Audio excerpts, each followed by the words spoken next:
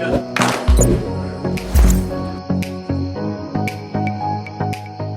think I found Robert on social media some very many years ago as young stock exchange investors. And I was excited about what I saw, the conversation that was going on. Very intelligent, very knowledgeable organization. So when I was going to launch the new app on AIB, I told my people, you got to talk to these people. These are the people who are moving in the right direction.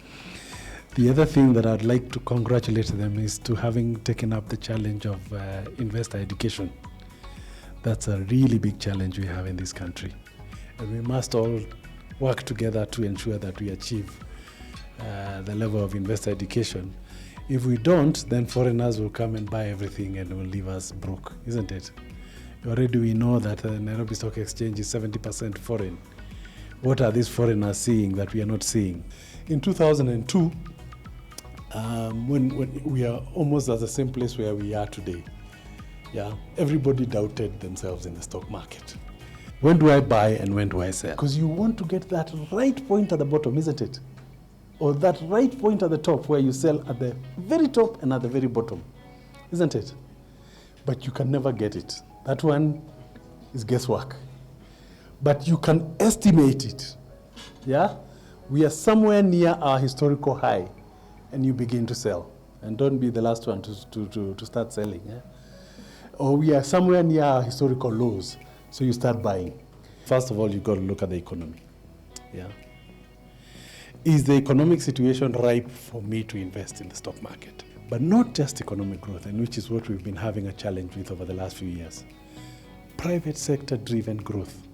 The second thing you look for is a low interest rate environment. One of the critical challenges that we've had in this country over the last 5 years is that we've had a rate of interest which we can refer to as a risk-free rate, that is significantly above the rate of inflation. Particularly for the big local institutional investors in Kenya, there has been no incentive for them to go to the stock market.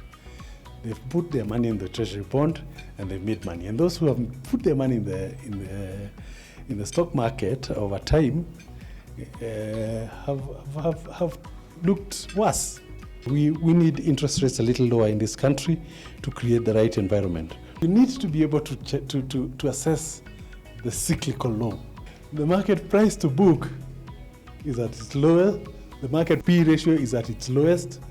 The historical dividend yield on the market is at its highest.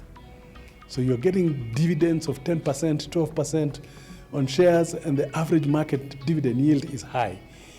So you're not just looking at cyclical lows just for the cyclical lows, but you're looking at fundamental cyclical lows, okay? When you sell, don't sell everything out. Like maybe the last 3 weeks are almost an example. Yeah? Equity came from 36 to 50 in a very short period of time. If you miss that, or you start chasing it, you've missed the fundamental of the stock market. So you're in it for the long term. Increase your exposure, reduce your exposure, but don't sell off completely. What do I buy? Even if you're a speculator, I say speculate on the ones that have strong fundamentals. And how do you decide that? You've got research houses that do fundamental analysis. There is no way that you can have a better understanding of that share than somebody who has spent 3 months doing nothing else but studying that share. But do challenge those reports. Do understand them, do challenge their assumptions. Other things to look for is for innovation. And Safaricom is a perfect example of that second curve. Voice was going up. Once it got to near its peak, the second curve came in, which is M-Pesa and data. Good companies are the ones with the best owner. So sometimes companies are sold from one to the other. So for example, in Kenya today, government is not the best owner. Yeah? That's an example. So, look for those in terms of what to buy. When you find a share is going into problems and the fundamentals are becoming weak, the earlier you sell, the better. So if you can detect it early and get out, the better.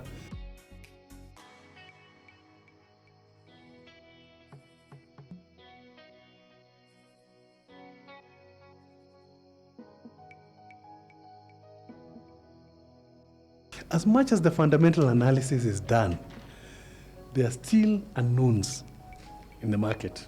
So those are the seven deadly sins. And I confess that I have been a sinner. And I know I will sin again in the future, but I hope that at least I will know when I'm sinning. Abojani, for your growth,